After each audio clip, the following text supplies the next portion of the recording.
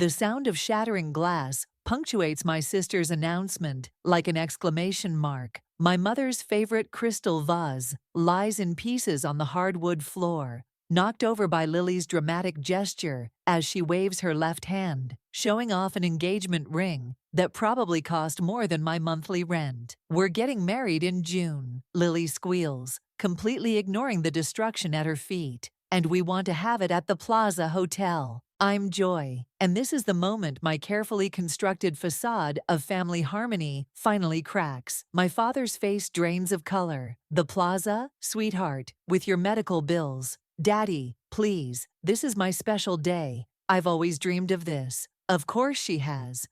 And of course, they'll find a way to make it happen. They always do for Lily. "We'll figure something out," my mother says, already reaching for her phone, probably to check their credit card limits. She steps around the broken glass like it isn't even there. "Maybe we can take out a second mortgage." I can't help but laugh. It comes out harsh, bitter. "A second mortgage? Are you serious?" 3 pairs of eyes turn to me, as if suddenly remembering I exist. My daughter Emily clutches my hand, sensing the tension in the room. She's only 6, but she's already learned to read these family dynamics better than most adults. "Joy, please," my mother warns. "This is Lily's moment." "It's always Lily's moment," I say, my voice trembling. "When Ryan died, you couldn't even come to the funeral because Lily had a doctor's appointment. A routine checkup, Mom. Not even an emergency." Lily's lower lip quivers. "That's not fair. You know I need regular monitoring." "What's not fair is that Dad works 3 jobs to pay for your treatments, while you post Instagram stories from spa weekends." The words explode out of me, years of resentment finally finding their voice. "How dare you?" My mother steps between us. "Your sister is sick." "Is she? Really?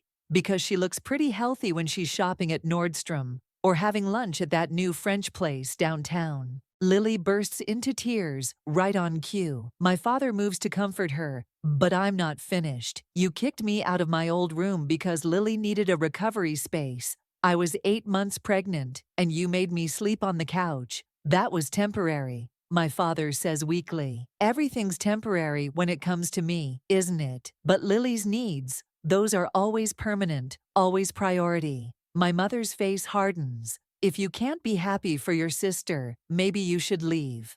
"Happy?" I laugh again, and it sounds unhinged even to my own ears. "Happy about watching you bankrupt yourselves for her wedding, while I had to take out loans to bury my husband." "Mommy," Emily's voice is small, scared. "It's okay, baby." I squeeze her hand. "We're leaving." "Joy, don't be dramatic," my father starts. But I'm already gathering our things. "No, Mom's right. We should leave. But before we go, you should know something." I pull out my phone, hands shaking. "I've been doing some digging. Those medical bills you've been paying. I'd take a closer look at where that money's really going." Lily's face goes white. For once, the tears stop. "What are you talking about?" my father asks. "Ask your precious daughter about her secret credit card. The one she uses for her treatments at Saks Fifth Avenue." "You're lying," Lily shrieks. "Get out," my mother screams. "Get out of this house." I grab Emily's coat and my purse. "Gladly. But remember this moment. Remember when you chose her lies over my truth." Again, as I walk out into the night with my daughter, I hear Lily's sobs and my mother's soothing words. Same script, different day. But this time, something's different. This time, I'm not coming back to apologize. This time, I'm going to make them see exactly what their golden child has been doing to this family. And God help them all when the truth finally comes out. Clara's guest room feels like a refuge, but the memories won't let me sleep. Emily's steady breathing from the air mattress beside me only reminds me of another night, 7 years ago, when I sat alone in a hospital waiting room while my sister monopolized our parents' attention. Again, my high school graduation. That's where it all started to unravel. I trace the edge of my phone, staring at the dozen missed calls from my father. The screen lights up again. Mom this time. I silence it and pull up the photo gallery instead. There it is, the image that started tonight's explosion. Lily at Le Cirque last week, champagne glass raised high, wearing a designer dress that costs more than 3 of Dad's mortgage payments. You're still awake? Clara appears in the doorway, holding 2 steaming mugs. I made chamomile. Thanks. I accept the tea, but don't drink. I keep thinking about what Dad said when I got into Columbia. We're so proud, but with Lily's new treatment, they couldn't help with tuition. Clara finishes. She's heard this story before. Meanwhile, Lily dropped out of community college because it was too stressful with her condition. I pull up another photo on my phone. Look at this stress. Clara leans in, examining the image of Lily at a spa resort from 2 months ago. Those mud treatments must be part of her medical regimen. You know what's funny? When Ryan died, I had to beg them to watch Emily for the funeral. Lily had a migraine that day. My laugh comes out hollow, but she managed to post 3 TikTok dance videos. Joy. Clara hesitates. Have you ever shown them these photos? They wouldn't believe me, or they'd make excuses. They always do. My phone buzzes again. A text from Dad. Please come home. We can talk about this. Delete it, Clara advises. You need space to think. Space won't change anything. You know what I found last week? I pull out a crumpled receipt from my purse. This fell out of Lily's purse when she asked me to grab her medication. It's for a weekend at the Ritz-Carlton, the same weekend Mom and Dad took out a personal loan for her emergency treatment. Clara's eyes widen. Are you sure? The dates match perfectly. I checked their bank statements. Dad still uses my old laptop. Never cleared the passwords. I spread more receipts across the bed. Look, Gucci, Prada, Day Spas, all charged to an account called Medical Expenses LLC. She set up a whole fake company. That's fraud, Clara whispers. And that's just what I've found so far. My hands shake as I gather the papers. They remortgaged their house 3 times for her. Dad's working himself to death at 60. And she's spending it all on... A small voice interrupts. Mommy? Emily sits up on her mattress, rubbing her eyes. Are we going to live with Aunt Clara forever? My throat tightens. No, baby. Just until Mommy figures some things out. Is Aunt Lily sick again? The innocent question hits like a punch to the gut. Even my 6-year-old has been conditioned to worry about Lily's health. Emily, sweetheart. Clara steps in. How about some hot chocolate in the kitchen? After they leave, I pull up one last photo on my phone. It's from my wedding day. The only time I've seen Lily genuinely sick. Not from her mysterious chronic illness, but from rage that someone else was the center of attention. The next text from Dad makes my decision for me. Lily's very upset. She needs her big sister. I type back 4 words. She needs to confess. Then I open my laptop and start documenting everything.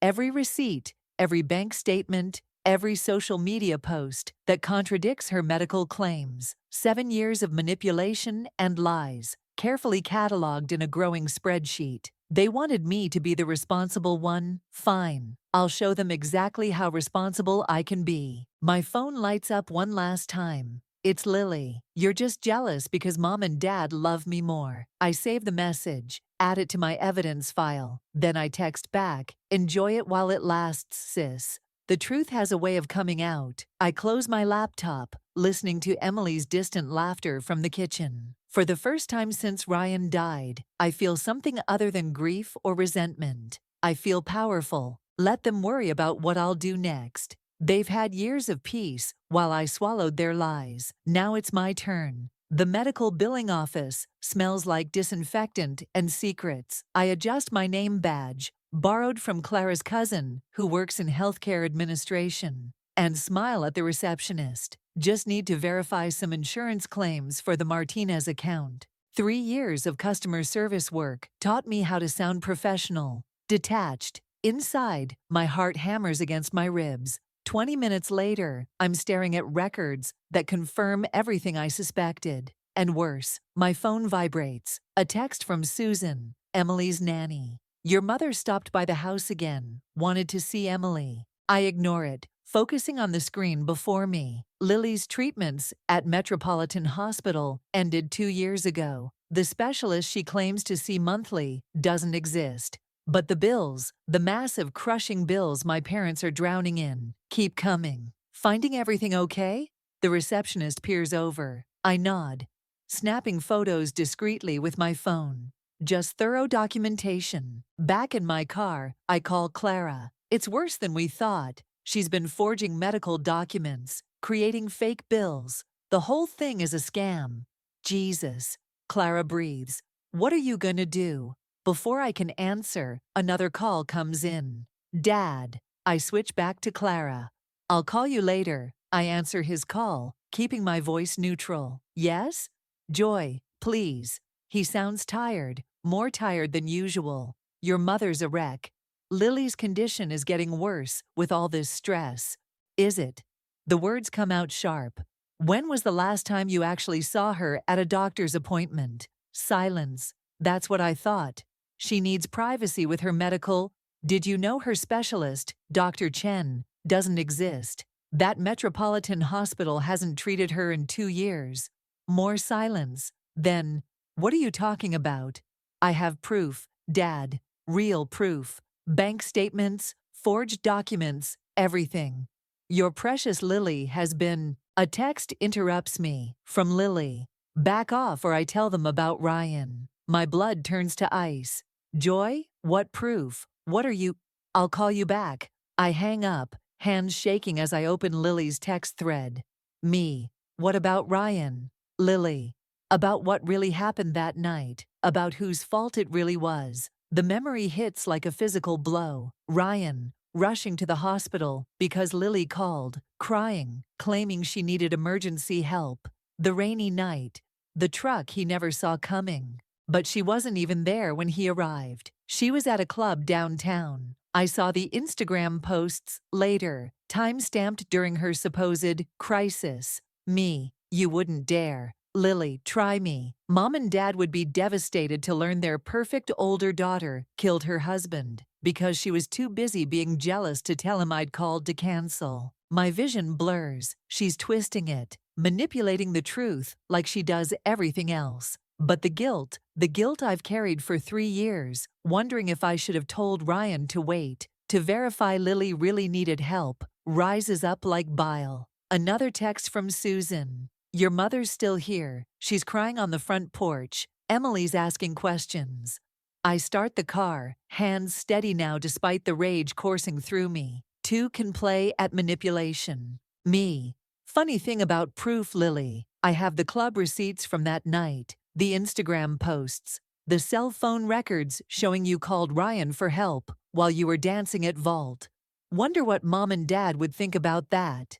3 dots appear as she types, disappear, appear again. Lily, you're bluffing. I sent her a screenshot of her own Instagram story from that night. Her, dancing with friends. Timestamp matching exactly when she called Ryan begging for help. Me, want to try that thread again? No response. I drive home, mind racing. She showed her hand too early. Gave me leverage I didn't have before. Classic Lily, always overplaying when she feels cornered. Susan meets me at the door. Your mother left finally. Emily's upset. I find my daughter in her room, clutching the teddy bear Ryan gave her. Grandma said Aunt Lily's really sick, she whispers, that we're being mean to her.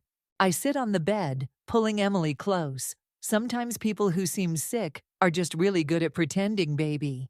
Like when I fake a tummy ache to skip school. Something like that. I kiss her head, an idea forming. Hey, remember how Daddy always said the truth sets you free? Emily nods. Well, Mommy's about to set a lot of truth free. I pull out my phone, starting an email to my parents' financial advisor. Subject line, fraud alert, Lily Martinez Medical Expenses, LLC. Time to let the dominoes fall where they may. The financial advisor's response arrives at 3 a.m. I've been refreshing my email every few minutes, watching Emily sleep while my world threatens to implode again. Ms. Martinez, this is a serious matter requiring immediate investigation. I've forwarded your evidence to the relevant authorities. My phone rings. Unknown number. Hello? This is Detective Sarah Morris. We received some concerning documentation about potential financial fraud. My hands shake as I step into the hallway. Yes, I sent those files. We'll need you to come in. There are complications you should be aware of. 2 hours later, I'm sitting in a sterile police station conference room, staring at documents I never expected to see. Your father's signature appears on several of these authorizations. Detective Morris says carefully. He was listed as co-founder of the LLC. The room spins. That's impossible. He wouldn't. The evidence suggests he was aware of the arrangement. Whether he understood the full scope is unclear, but legally speaking, I stop listening. On the table, Dad's signature mocks me. Not forged, not copied. His actual signature on document after document. My phone buzzes. Clara, Emily's asking for you. Everything okay? I text back one word, no. The detective's voice cuts through my haze. There's more. Your sister's fiancé is connected to several similar schemes in 3 states. We've been building a case. The pieces click together with sickening clarity. Dad's signature, Lily's expensive fiancé, the rushed wedding plans. They're planning to run. I need to go. I stand abruptly. My daughter, Ms. Martinez. Detective Morris's voice stops me. If your father was involved unknowingly, coming forward now could help his case. I laugh, hollow. Help his case? He chose this. He chose her. Again. Outside, the morning sun feels like an accusation. I call Clara. Don't let Emily watch the news today, I say, without preamble. Joy, what's happening? I started something I can't stop. Just keep her away from screens, please. I drive to my parents' house, knowing what I'll find. The driveway is empty. The front door stands slightly open. Inside, drawers hang open. Papers litter the floor. On the kitchen counter, a note in my mother's handwriting. She's our daughter, too. My phone rings. Lily. Enjoying your revenge? Her voice drips poison. Dad's having chest pains from the stress. But I guess that's what you wanted, right? To destroy everything? Where are you taking them? Taking them. They chose to come. Just like they always choose me. A pause. You know why? Because I need them. You've always been so strong, so independent. The perfect daughter who never needed anything. Except now you need to win, don't you? You're stealing their retirement, their house. I'm giving them purpose. What are you giving them except pain? The line goes dead. I sink onto the kitchen floor, surrounded by the debris of my parents' fled life. A photo album lies open nearby. My wedding day. Ryan smiling. Lily scowling in her bridesmaid dress. Dad looking proud, his arm around me. Dad, who signed those documents, who chose to be complicit. My phone buzzes. Detective Morris, we've flagged their passports. Your sister's fiancé was spotted at Newark Airport. Another text follows. Your parents withdrew everything from their accounts this morning. All of it. I should feel triumphant. This is what I wanted. Lily exposed, their web of lies unraveled. Instead, I feel hollow. The front door creaks. I tense. But it's just Clara. Susan has Emily, she says softly. I thought you shouldn't be alone. I did this, I whisper. I broke everything. No. Clara sits beside me. They broke it long ago. You just stop pretending it wasn't broken. My phone lights up again. Dad, I know what you did. His text reads. But you don't understand. She needs us. She'll die without us. I stare at his words, feeling something shift inside me. Not grief, not rage, something colder. She won't die, I text back, but your retirement might, your house might, your freedom might. His response comes quickly. You wouldn't. I think of Emily, waiting at home, of Ryan, dead because of Lily's lies, of years of being the responsible one, the strong one, the one they could ignore because I wouldn't break. Watch me, I type, and press send. Detective Morris's words echo in my head as I scroll through Aunt Rachel's Facebook comments. Your sister's operation spans multiple states. This isn't just about family anymore. I click share on another carefully selected photo. Lily at the Ritz, dripping in designer clothes, time-stamped during her supposed hospital stay. The comments roll in immediately, but she was too sick to attend my son's wedding that weekend. Wait, isn't this when Daniel said they needed to borrow money for her treatment? My phone buzzes. A text from Mom's sister. Just saw the posts? Called the hospital she claimed to be at last month. They've never heard of her. The dominoes are falling. One by one. Clara appears in my doorway. Your cousin Marcus called. Says your parents just tried to refinance their beach house through his firm. Did he approve it? No. But Joy, she hesitates. He said your dad was crying. Actually crying. Something twists in my chest. I push it down, focusing on my laptop screen. They made their choice. Did they, or did Lily make it for them?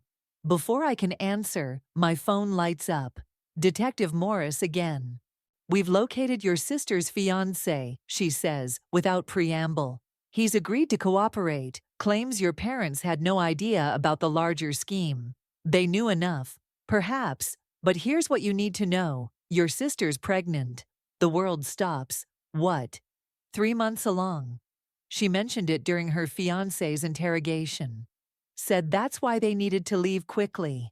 I end the call, hands shaking. A baby. Another innocent drawn into Lily's web of manipulation. My laptop pings. An email from Dad's company regarding Daniel Martinez's retirement account. Liquidation request. I open it, scanning quickly. They're trying to cash out his pension. Early withdrawal. Massive penalties. Another text from Aunt Rachel. Gloria's not answering. Rachel's posting about moving abroad. What's happening? I close my eyes, seeing Emily playing in the next room. My daughter, who still asks about her grandparents every night, who doesn't understand why we can't visit anymore. Clara touches my shoulder. Maybe it's enough. The authorities are involved. Your parents will face consequences naturally, like they faced consequences all those years. When they drained my college fund for Lily's treatments. When they missed Ryan's funeral. My voice cracks. When they kicked out their granddaughter. My phone buzzes again. Lily, you think you've won. Her voice is strange, tight. You have no idea what you've done. Mom's had 2 panic attacks. Dad's heart condition. But you don't care, do you? You just want your revenge.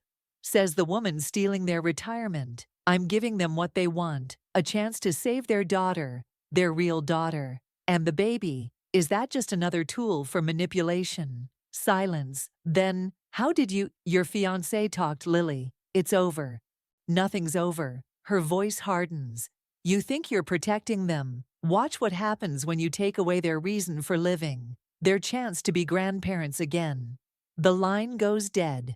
I stare at my screen, at the mounting evidence of years of deception. At the comments from family members, expressing shock, betrayal, anger. Clara reads over my shoulder. Your aunt, in Miami, says she's calling the police about the money they borrowed last year. Good. Joy. She pauses. What about the baby? I think of Emily, innocent and pure, of how my parents missed her first steps because Lily had a crisis that day. My fingers hover over the keyboard. One more post could destroy everything. The proof of Lily's biggest manipulation yet. The ultimate betrayal of our parents' trust. But a baby. An innocent child who didn't ask for any of this. My phone lights up with a final text from Dad. Please, whatever you're doing, stop. If not for us, for your new niece or nephew. Family should protect family. I laugh bitterly. Family should protect family. Where was that protection when Emily and I needed it? Clara watches me carefully. What are you going to do? I look at the draft post on my screen, at the evidence that would destroy not just Lily's schemes, but any chance of my parents ever breaking free from her. Then I look at Emily's photo on my desk, at her innocent smile, so much like Ryan's. I'm going to protect the only family member who deserves it, I say, and begin to type. Sometimes the best revenge isn't destruction, it's freedom. The police station's fluorescent lights make everything look sickly, unreal. Detective Morris spreads photos across the interview room table. Lily and her fiancé at different banks. My parents signing documents. Account statements showing millions flowing through shell companies. Your sister's fiancé gave us everything, Morris says. But here's the problem. Your parents' signatures are on nearly every document. I stare at the evidence of my family's destruction. They didn't know. They knew enough. She slides another document forward. Your father's fingerprints are on the incorporation papers. Your mother's signature is on wire transfers. We have to treat them as willing participants. My phone vibrates. Aunt Rachel. Gloria's in the hospital. Panic attack. Daniel's not answering calls. The room spins. I grip the table's edge. There's more. Morris continues. Your sister's medical fraud extends to insurance companies across state lines. Federal charges are likely. Another text, Clara. Emily's asking about the news reports. Your parents' pictures are everywhere. I close my eyes, remembering Emily's face this morning when she saw the newspaper. Why is Grandpa crying in that photo, Mommy? The detective's voice cuts through my thoughts. We need your testimony. Against all of them. All of them? Your parents included. They're facing serious charges unless they cooperate fully. My phone lights up again. Dad. They're taking everything. His message reads, the house, the savings, your mother's inheritance. Please, help us. The same words I'd begged them with when Ryan died. When Emily and I needed somewhere to live. Ms. Martinez? Detective Morris presses. We need your decision. Another text arrives. Lily, congratulations. Mom's in cardiac care. The baby's showing signs of distress. Hope you're happy with what you've done. My hands shake as I scroll through the messages. Aunt Rachel sending hospital photos. Clara reporting that Emily's school called. She had a breakdown during class, crying for her grandparents. If they cooperate, I manage. What happens to their charges? Best case? Heavy fines? Probation. Worst case? Prison time. Prison. My 60-year-old father in a cell. My mother, who's never even had a parking ticket. And Lily? She's looking at significant time. Unless your parents take full responsibility. Which, given their pattern of behavior. Of course, even now they'd sacrifice everything for her.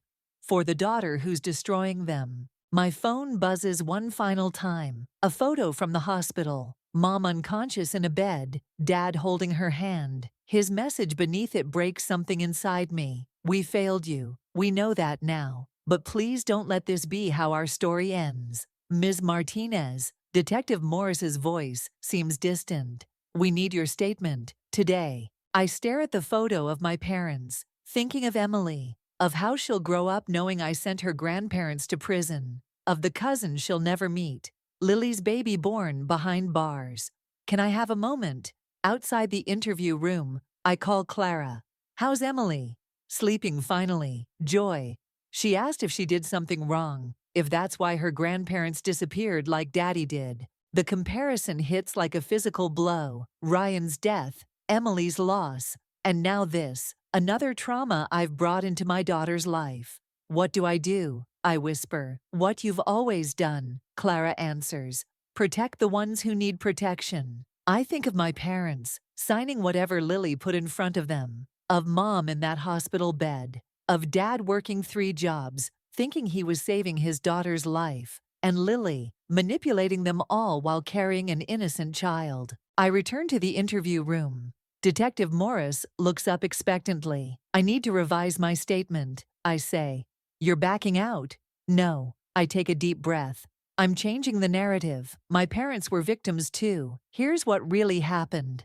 Sometimes revenge isn't about destroying your enemies. Sometimes it's about saving them from themselves, even if it means sacrificing your own chance at justice. I begin to speak, weaving a new version of events, one that might save my parents, give my daughter back her grandparents, and ensure Lily's baby has a chance at a normal life. The truth burns in my throat, unspoken, but Emily's words echo in my head. Why did they disappear like Daddy did?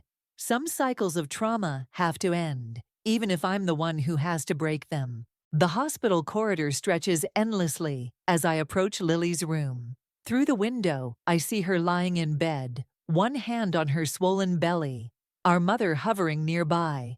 Dad sits in the corner, looking smaller than I've ever seen him. Detective Morris's words echo in my head. Your revised statement bought them time, but we need more. I push open the door. The machine's steady beeping fills the silence. Get out, Mom starts, but Dad raises his hand. Let her speak. Lily's eyes narrow. Come to finish what you started. I place a folder on her bedside table. Actually, I came to save you, all of you. I pull out 3 documents. These are immunity agreements, full cooperation in exchange for reduced charges. We don't need, Lily begins. Your fiancé took a deal this morning. I watch her face pale. He's given them everything, Lily. The fake medical records, the shell companies, the offshore accounts. Mom sinks into a chair. What offshore accounts? The ones holding most of your retirement money. I turn to Lily. Tell them, or I will. She's lying, Lily whispers, but her hand trembles on her belly. Your pregnancy complications, I continue. The doctor you claimed needed specialized payments. He doesn't exist. The hospital has no record of your appointments for the past 2 years. Dad stands suddenly. That's not possible. You spoke to her friends, playing roles. Check your phone records. Every doctor call came from burner phones. Lily, Mom's voice cracks. Tell us she's wrong. Lily's face contorts. You don't understand. I needed, what? I cut in. Designer clothes? Luxury vacations. While Dad worked himself into heart problems to pay for your imaginary treatments. I deserved it. Lily explodes. Do you know what it's like being the sick one, the weak one, always needing help, always being pitied? You weren't sick. The words echo off the hospital walls. You haven't been sick for years. Silence falls. The machines beep steadily. What? Dad whispers. I pull out the final document. Your medical records, the real ones. Your childhood condition resolved after the last surgery, 7 years ago. Mom shakes her head. But the medications, the treatments, vitamins, placebos, ask her what she really spent the money on. Lily's face twists with rage. You self-righteous bitch. At least I gave them purpose. What did you give them? A dead husband? A burden of a grandchild?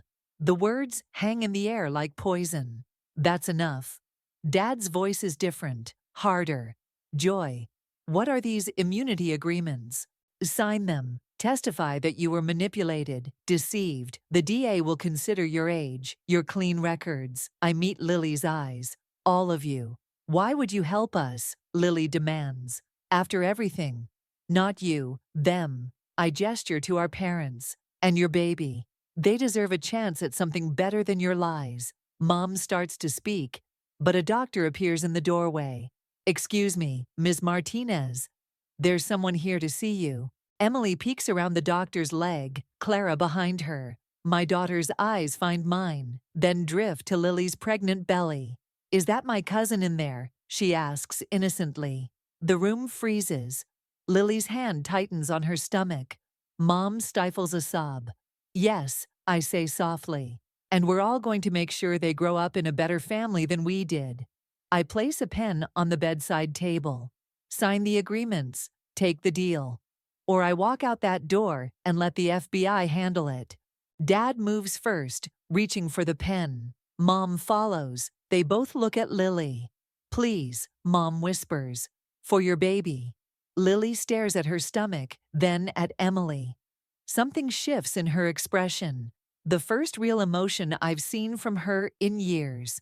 I never meant, she starts, then stops, picks up the pen. As they sign, Emily slips her hand into mine. Can we go home now, Mommy?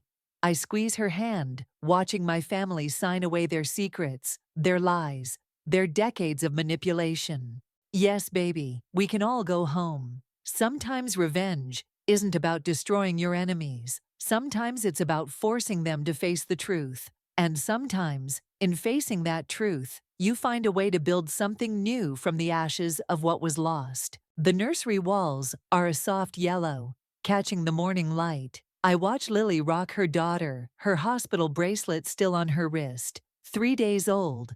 And already Sophie has brought more honesty to this family than decades of confrontation. She has Ryan's eyes, Lily whispers, not looking up. I never noticed before, but Emily does too. The immunity deals saved our parents from prison, but the restitution payments will keep them working well past retirement. Dad's taken a consulting job. Mom's selling her antiques collection. They're learning to live with less and with truth. Joy. Lily's voice breaks. That night, when Ryan, don't, I need to say it. She meets my eyes. I called him because I was drunk, scared of driving home. But then my friends offered a ride, and I forgot to call back. I never thought. The confession hangs between us like smoke. All these years, I'd imagined something more dramatic, more malicious. The truth is worse, a careless moment that destroyed lives. Emily appears in the doorway, clutching her backpack. Ready for school, Mommy.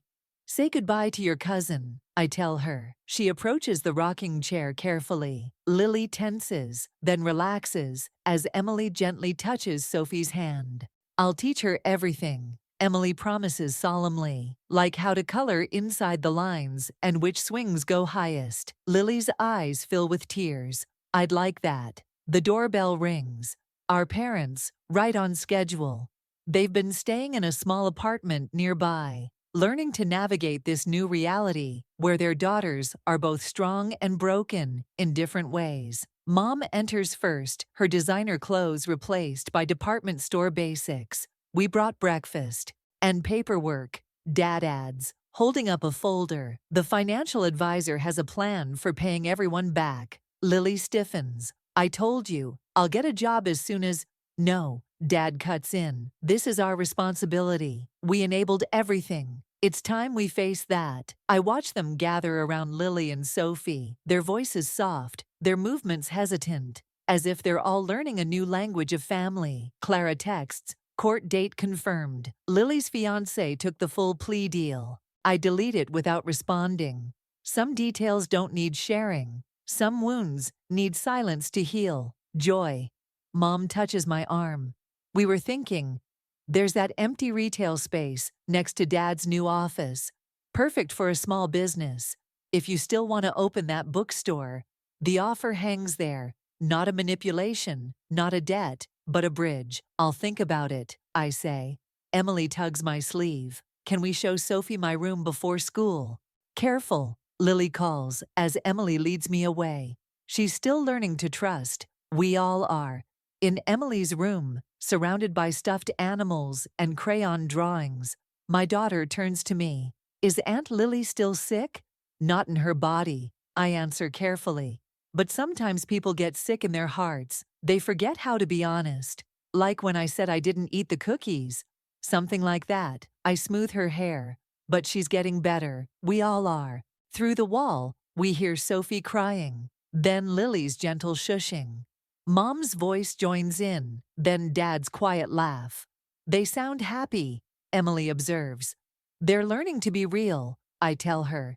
It's harder than being happy sometimes. She considers this wise beyond her years. Is that why you're not angry anymore? The question stops me. I think of the evidence still in my desk drawer, the power I still hold over Lily's future, the choice I make every day not to use it. I'm choosing something better than anger, I say finally. Emily nods, satisfied. Like how you chose to let Grandma and Grandpa come back. Exactly. Sophie's cries quiet. In their place, I hear Lily singing. The same lullaby Mom used to sing to us both, before illness and lies divided us. Time for school, I say. But Emily's already heading back to the nursery, drawn by the song. by the imperfect harmony of our healing family. I follow her, watching from the doorway, as 3 generations of Martinez women gather around a new beginning. Not a happy ending, those don't exist in real families, but maybe something stronger, something true.